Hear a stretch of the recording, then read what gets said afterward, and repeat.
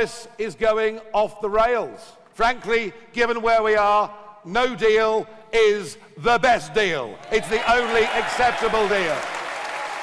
You see, even without the backstop, this is the worst deal in history. If, Mr. Johnson, you insist on the withdrawal agreement, we will fight you in every single... Boris Johnson's explosive Mayfair meltdown, the right-wing dinner that went spectacularly wrong. Good evening, and welcome back to UK Connors, where we dissect the political drama that shapes our nation.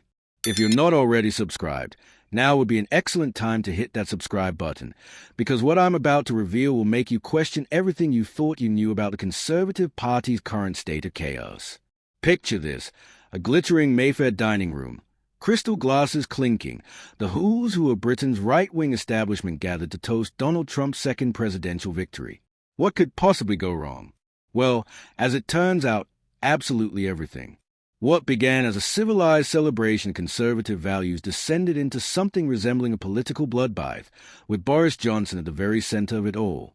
The evening of November 15th will go down in Westminster folklore as a night the mask finally slipped. Not just any mask, mind you, but the carefully constructed facade of unity that the Conservative Party has been desperately trying to maintain whilst hemorrhaging votes to reform UK. And the man responsible for tearing that mask clean off? None other than our former Prime Minister himself. But before we dive into the delicious details of this spectacular meltdown, let me set the scene properly. This wasn't just any old dinner party. This was a Newsmax-hosted affair, dripping with American right-wing money and British political ambition. The guest list read like a who's who of Conservative Britain. Boris Johnson, naturally, alongside Liz Truss, because apparently one failed PM wasn't quite enough for the evening's entertainment. Then there was Nigel Farage, the man who's made a career out of being the thorn in the Conservative Party's side, and Mark Harper, the former Transport Secretary who, as we'll discover, became an unwitting catalyst for the evening's dramatic explosion. The irony, of course, is palpable. Here they all were, supposedly celebrating Trump's victory, a man who's mastered the art of division whilst preaching unity. Little did they know they were about to provide their own masterclass in political fragmentation. Now, the cocktail reception went smoothly enough. Pleasantries exchanged, hands shaken, the usual Westminster choreography performed with typical British politeness. But as any seasoned political observer knows, it's not what happens during the formal proceedings that matters. It's what happens when the wine starts flowing and the guards come down. The trouble began, as it so often does in politics, with what seemed like an innocuous comment. Mark Harper, perhaps emboldened by the convivial atmosphere, made what he thought was a reasonable suggestion about conservative unity. The gist of his remarks? That perhaps, just perhaps, the party might benefit from focusing on areas of agreement rather than constantly airing their dirty laundry in public. Hardly revolutionary stuff, you might think, the sort of sensible, grown-up politics that voters are supposedly crying out for. Harper even went so far as to praise Johnson's record on certain issues, the Ukraine response, the furlough scheme during the pandemic. Generous word from a man who knows how to play the political game. But then came the subtle dig, the kind of backhanded compliment that cuts deeper than outright criticism. The implication was clear. Whilst Johnson might have got some things right, there were rather significant areas where he'd fallen spectacularly short. And that, my friends, is where our story takes a decidedly ugly turn. You see, Boris Johnson has never been particularly good at handling criticism, even the constructive variety. Throughout his career, from his days as a journalist through to his tenure in Number 10, he has displayed a remarkable talent for deflecting blame and rewriting narratives to suit his purposes. But stripped of the protective bubble of Downing Street, confronted with the harsh realities of his diminished influence, something in Johnson clearly snapped. What happened next has been described by witnesses as nothing short of extraordinary, and not in a good way.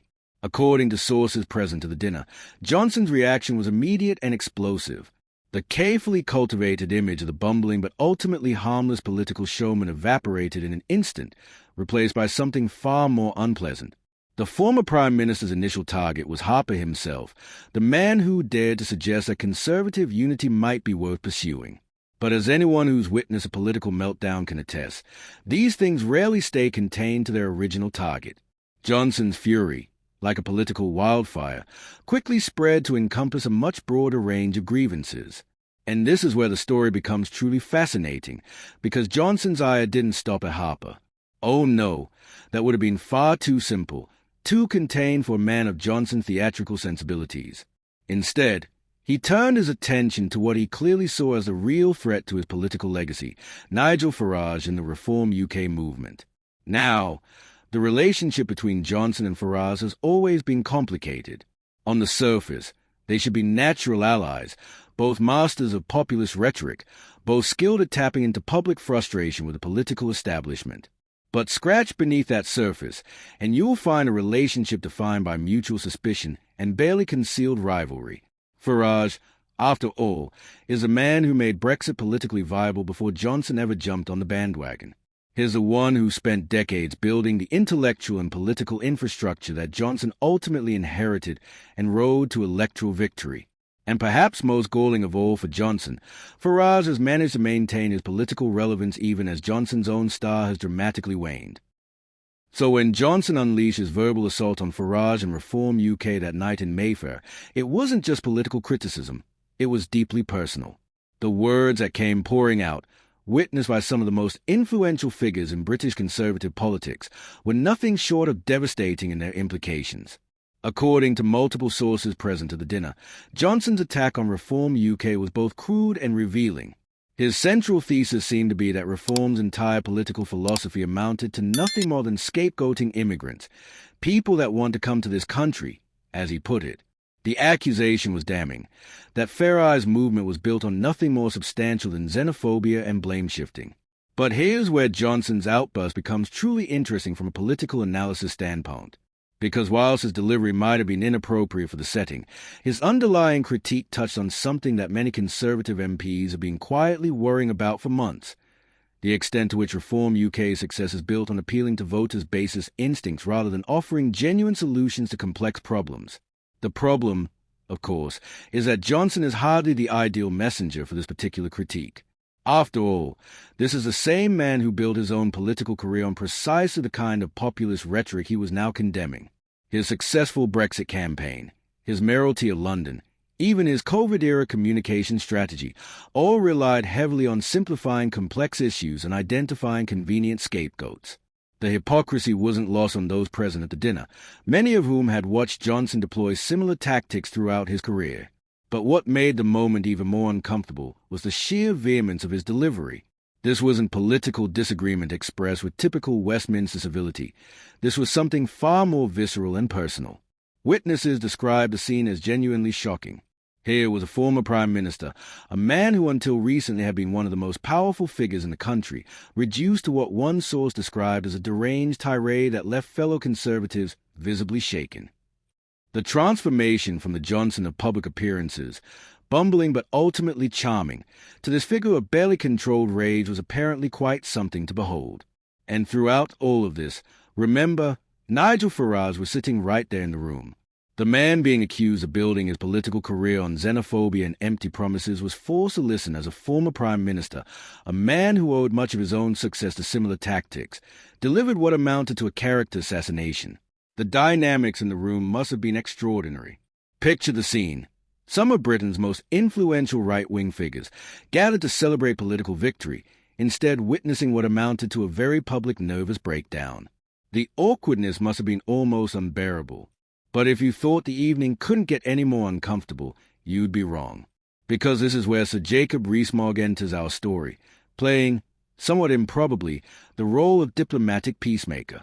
Now, Rees-Mogg is many things: eloquent, principled, occasionally infuriating, but is rarely accused of being a diplomatic smoothing-over type. Yet according to witnesses, that exactly the role he found himself playing as Johnson's outburst threatened to completely destroy any pretense of Conservative unity. The Telegraph reported that Rees-Mogg tried to smooth things over, a phrase that in Westminster speak usually means someone was desperately trying to prevent complete diplomatic catastrophe. Given Rees-Mogg's usual fondness for precise, classical rhetoric, one can only imagine how he managed to navigate between Johnson's fury and the obvious discomfort of everyone else in the room. What makes Rees-Mogg's intervention particularly interesting is his known position on Conservative reform relations. Unlike many of his parliamentary colleagues, Rees-Mogg has been relatively open about his belief that the two parties should find ways to work together rather than simply treating each other as enemies. His attempt to calm the situation wasn't just diplomatic politeness. It was a genuine attempt to preserve what he sees as a potentially valuable political alliance. But here's the thing about political meltdowns. They have a way of revealing truths that everyone involved would prefer to keep hidden.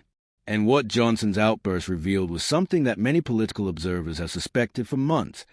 The right wing of British politics is fracturing in ways that go far deeper than mere policy disagreements. The sources present at the dinner were clear about one thing. This wasn't just a moment of heated political discussion that got slightly out of hand. This was something more fundamental, a glimpse into the psychological state of a man and a movement grappling with irrelevance and decline. Think about it from Johnson's perspective. Here's a man who, just over 2 years ago, was arguably the most powerful political figure in Europe. He delivered Brexit, won a commanding electoral victory, and seemed positioned to reshape British politics for a generation.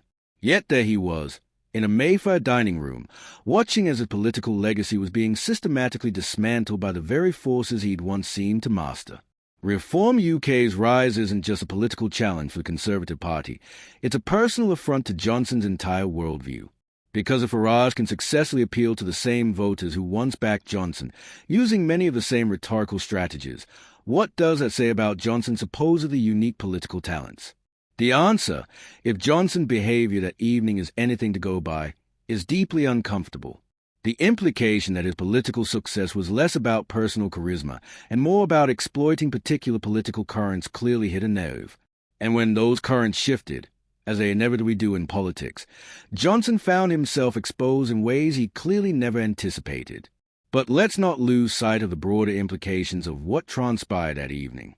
Because whilst Johnson's personal meltdown might make for compelling political theatre, it also reveals something quite serious about the state of Conservative politics in Britain today.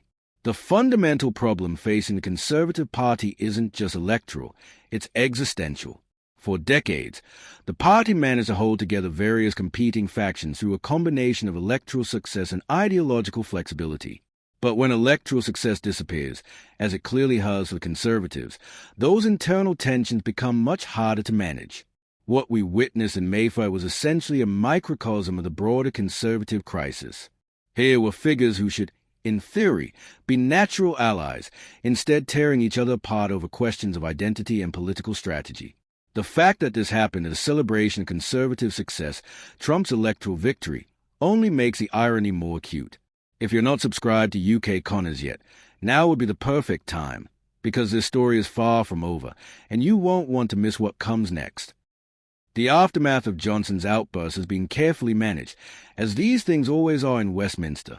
The various camps have retreated to their respective corners, attempting to control the narrative and minimize the damage. But damage control only works if there's a coherent strategy behind it, and coherence is precisely what seems to be lacking in Conservative circles these days. The Reform UK attendees, according to sources, left the dinner convinced that they'd witnessed the Conservative Party's fundamental problem in real time, an inability to move beyond personal grievances and focus on the substantive political challenges facing the country. From their perspective, Johnson's outburst merely confirmed what they'd long suspected, that a Conservative establishment is more interested in protecting its own position than in addressing concerns of ordinary voters. And here's where the story becomes even more interesting, because a Reform perspective on that evening's events tells us something important about the current state of British politics. Whether you agree with Reform's positions or not, their analysis of Conservative weakness contains more than a grain of truth. The Conservative Party's decline isn't just about unpopular policies or poor electoral strategy. It's about a fundamental loss of political confidence. When a party stops believing in its own narrative, when its leading figures start lashing out at perceived rivals rather than articulating a positive vision, that's when you know you're witnessing something more than temporary electoral difficulty. Johnson's outburst was symptomatic of this deeper crisis of confidence. Unable to defend his own record effectively, unwilling to acknowledge his role in the party's current predicament, he instead chose to attack others who he perceived as threats to his legacy. It's a pattern we've seen before in politics, and it rarely ends well for anyone involved. What makes this particularly tragic, and yes, tragic is the right word here, is that Johnson's critique of Reform UK wasn't entirely without merit. There are legitimate questions to be asked about the substance behind reform's popular appeal, about whether their solutions would actually address the problems they identify. A confident, mature political leader could have made these points effectively and persuasively. But Johnson's delivery was so intemperate, so obviously driven by personal animus rather than principled disagreement, that whatever valid points he might have had were completely lost in the spectacle of his own loss of control. It was a masterclass in how not to conduct political discourse, even when your underlying arguments might have some validity. The witnessing MPs and political figures must have been acutely aware of this dynamic as they watched Johnson's meltdown unfold. Here was a man who'd once seemed to effortlessly dominate political discourse, reduced to the kind of undisciplined ranting that would embarrass a local councillor, let alone a former prime minister. And this brings us to perhaps the most important question raised by that evening's event. What does it tell us about the future of British Conservative politics? Because whilst Johnson's personal trajectory might be a cautionary tale about the perils of political hubris, the broader implications are much more significant. The truth is that British conservatism is facing challenges that go far beyond electoral tactics or leadership personalities. The fundamental assumptions that underpin conservative success for decades about economics, about social policy, about Britain's role in the world, are all being questioned in ways that demand serious intellectual and political responses. Johnson's approach that evening, lashing out at critics rather than engaging substantively with their arguments, suggests a movement that's lost confidence in its ability to provide those responses. And when political movements lose that confidence, they rarely recover their former dominance without fundamental reinvention. This is what makes the Mayfair dinner incident more than just a piece of political gossip. It's a window into the psychological and intellectual state of a political tradition that's struggling to adapt to changed circumstances. The fact that this struggle is playing out through personal vendettas and public meltdowns rather than serious policy debate tells us something quite profound about where British conservatism currently stands. Reform UK, for all their flaws and limitations, are at least attempting to articulate a vision for what comes next. They might be wrong, their solutions might be inadequate, but they're engaging with questions about Britain's future in ways that the conservative establishment seems increasingly unable to match. Johnson's outburst was, in essence, the sound of a political tradition having a nervous breakdown in real time. The fact that it happened in front of some of the most influential figures in British right-wing politics only makes it more significant. These are the people who will shape the future direction of conservative politics in Britain, and what they witnessed that evening will undoubtedly influence their thinking going forward. The immediate aftermath has been predictably messy. Both camps have attempted to spin the incident in their favor, with varying degrees of success. But spinning can only take you so far when the underlying reality is so starkly revealed. Sometimes political theatre cuts through the usual noise in ways that make pretense impossible to maintain. What happened in Mayfair wasn't just a personal meltdown. It was a moment of truth for an entire political movement. And truth, in politics as in life, is rarely comfortable but always necessary. The question now is whether British conservatism will learn from this moment of uncomfortable honesty or continue down the path of denial and recrimination. The signs, frankly, are not particularly encouraging. The response from various conservative figures has been predictably defensive, focused more on damage limitation than genuine reflection. But political movements, like individuals, rarely change until they are forced to confront uncomfortable realities about themselves. Make sure you're subscribed to UK Connors because this story represents just the beginning of what promises to be a fascinating and turbulent period in British politics. The dinner that was supposed to celebrate conservative success instead became a symbol of conservative decline, not because of policy failures or electoral defeats, but because of a fundamental loss of political confidence and intellectual coherence. When former prime ministers are reduced to undisciplined rants at dinner parties, you know something significant is happening to the political landscape. The tragedy of Johnson's outburst isn't just personal, it's institutional. The Conservative Party desperately needs a kind of mature, confident leadership that can acknowledge past mistakes while articulating compelling vision for the future. Instead, they're getting public meltdowns and personal vendettas. Whether this moment of crisis becomes a catalyst for genuine renewal or simply another step in a long decline remains to be seen. But one thing is certain, the comfortable assumptions that have sustained British conservative politics for decades are no longer sustainable. The Mayfair dinner was simply the most dramatic illustration of a reality that had been building for some time. The right wing of British politics is fracturing, and no amount of diplomatic smoothing over from figures like Rees-Mogg can paper over the fundamental disagreements about identity, strategy, and purpose that are driving this fragmentation. What we're witnessing is nothing less than the reshaping of an entire political tradition, with all the uncertainty and opportunity that such moments bring. Johnson's outburst was embarrassing, certainly, but it was also revealing in ways that careful political messaging never can be. Sometimes it takes a moment of genuine political nakedness to show us what's really going on beneath the surface of our politics. And what that dinner revealed was a conservative movement in the grip of an identity crisis that goes to the very heart of what it means to be conservative in modern Britain. The evening that began as a celebration of Trump's victory ended as a wake for British conservative unity. Whether anything meaningful rises from those ashes remains a defining question of British politics as we head into an increasingly uncertain future. That's all from UK Connors for today, but the story is far from over. The fault lines exposed that evening in Mayfair will continue to shape British politics for months and years to come. Make sure you're subscribed and hit that notification bell, because understanding these deeper currents is essential to making sense of where British politics is heading next. The surface drama might be entertaining, but the underlying forces at work will determine the future of our democracy itself.